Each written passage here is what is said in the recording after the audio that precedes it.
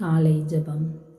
எங்களை அதிகமாய் நேசிக்கிற அன்பு தெய்வமே, இந்த புதிய நாளை தந்த கிருபைக்காக உமக்கு நன்றி செலுத்துகின்றோம். வல்லவரை உம்மை ஸ்துதிக்கிறோம், நல்லவரை உம்மை ஸ்துதிக்கிறோம்.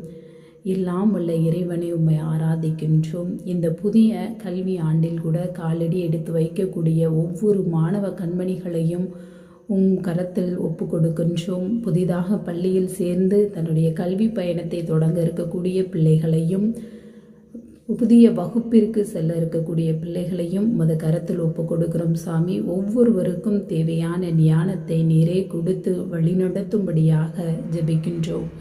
படிக்கும் பள்ளியையும் பாடம் கற்பிக்கக்கூடிய ஆசிரியர்களையும் பாதம் சமர்ப்பிக்கின்றோம். அவர்களுக்கு தேவையான ஞானத்தை நீரே கொடுத்து வழிநடத்தும்படியாக ஜெபிக்கின்றோம்.